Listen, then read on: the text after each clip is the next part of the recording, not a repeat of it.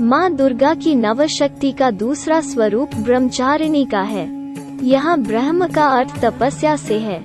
माँ दुर्गा का यह स्वरूप भक्तों और सिद्धों को अनंत फल देने वाला है। इनकी उपासना से तप, त्याग, वैराग्य, सदाचार और संयम की वृद्धि होती है। ब्रह्मचारिणी का अर्थ तप की चारिणी यानी तप का आचरण करने वाली। देवी का यह रूप पूर्ण ज्योतिर्मय और अत्यंत भव्य है। इस देवी के दाएं हाथ में जप की माला है और बाएं हाथ में यह कमंडल धारण किए हैं। पूर्व जन्म में इस देवी ने हिमालय के घर पुत्री रूप में जन्म लिया था और नारद जी के उपदेश से भगवान शंकर को पति रूप में प्राप्त करने के लिए घोर तपस्या की थी। इस कठिन तपस्या के कारण इन्हें तपश्चारिणी ब्रह्मचारिणी नाम से अभिहित किया गया। 1000 वर्ष तक इन्होंने केवल फल फूल खाकर बिताए और 100 वर्षों तक केवल जमीन पर रहकर शाक पर निर्वाह किया।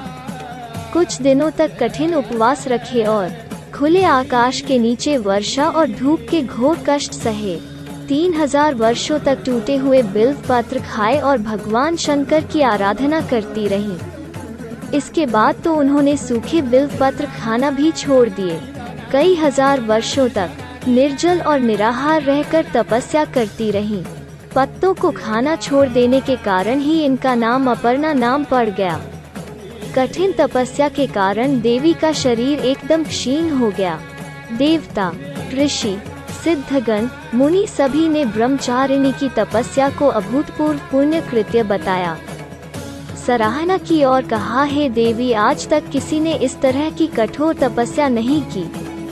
यह तुम ही से ही संभव थी।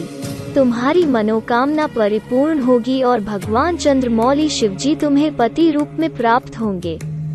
अब तपस्या छोड़कर घर लौट जाओ, जल्द ही तुम्हारे पिता तुम्हें बुलाने आ रहे हैं। इस देवी की कथा का सार यह है कि जीवन के कठिन संघर्षों में भी मन विचलित नहीं होना चाहिए। माँ ब्रह्मचारिणी देवी की कृपा से सर्व सिद्धि प्राप्त होती है। दुर्गा पूजा के दूसरे दिन देवी के इसी स्वरूप की उपासना की जाती है। जय माता दी।